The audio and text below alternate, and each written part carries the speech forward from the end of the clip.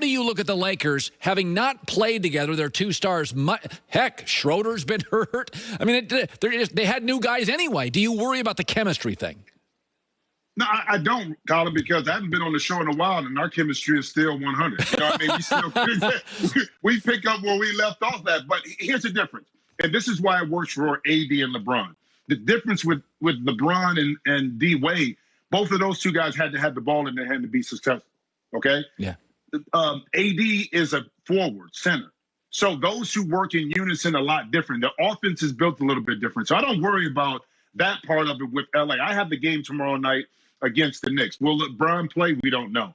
But when he gets back in the fall, the chemistry those two have been able to develop, I truly believe will fall right back in line. Now, keep in mind, nobody's 100% healthy.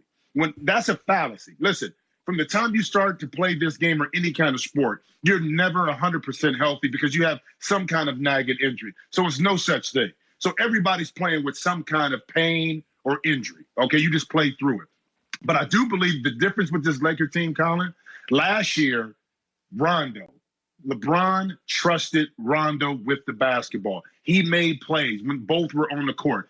As good as Dennis Schroeder is on the defensive end and offensive player, he doesn't give you that same command, that same leadership, that same playmaking ability. So now that burden goes back on LeBron James. And I think that's why they struggled when LeBron was not in the lineup, is because they don't have another playmaker, i.e. a Rondo, that now facilitates to get guys involved. That's what their offense is predicated on. So that's going to be an interesting dynamic for the Lakers this year. So keep your eye on that as well. There's a lot of different arguments for MVP. I've been shouting about Chris Paul all year, and I like the Knicks. I don't know if Phoenix can go from bad to title. The NBA is a baby step league. It's you're bad, you get better, you get a star, you get really good, you win a couple playoffs, you win a title. Like, I think Utah is gone through that progression with Gobert and Donovan Mitchell. Denver, similarly, they're about ready to take the big step. I look at Phoenix and I think this has been too much too quickly. But I do look at Chris Paul and I think, Lord, if the word valuable means anything, he's it. How do you look at the Suns, and how do you look at Chris Paul in the awards after the year? Well, it's two things, Colin. We got spoiled and we watched this Phoenix team go 8-0 in the bubble last year, okay? So they learned how to play in some situations where the games mattered. May not have been playoffs, but they played, a form of basketball that allowed them to be successful. So now you fast forward to this year. You give a lot of credit to Chris Paul because of what he's been able to do. But you also got to give credit to Monty Williams and the development and maturity of this team. Devin Booker matured another year. Cam Johnson matured another year. Ayton matured, okay? Mikal Bridges. So it's not just Chris Paul, even though he's the catalyst. He's the one that kind of makes this thing run.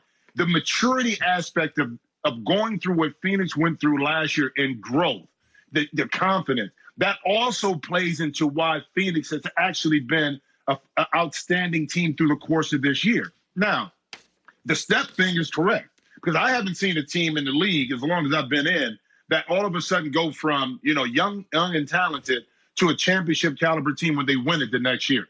Because you got to figure out in the playoffs, the young talent of how to survive and how to deal with adversity in the playoffs. And Denver, you talked about it, been through it. Utah has been through it. You know what I mean? Yeah. So, and look at Portland.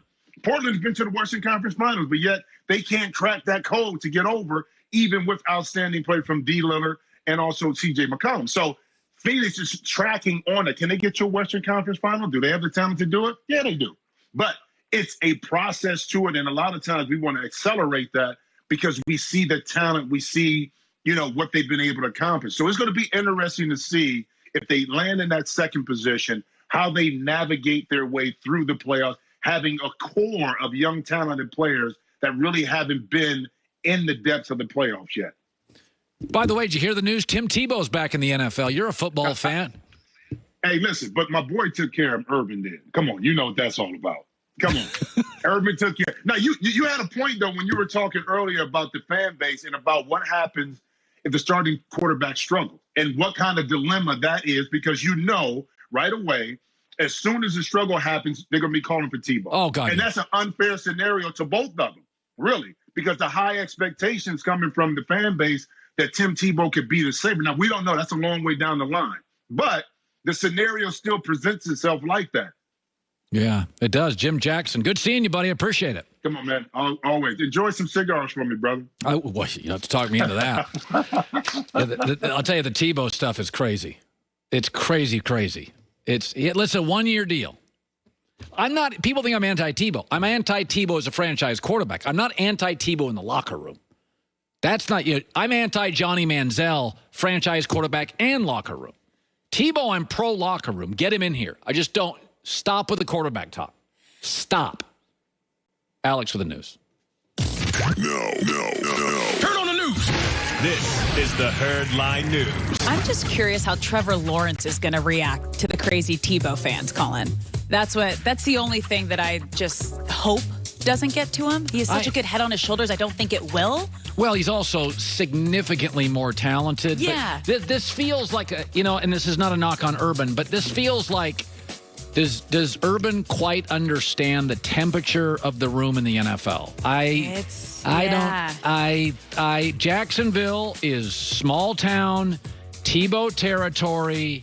I don't know if Urban quite understands how, and this is not a shot at Tim. No.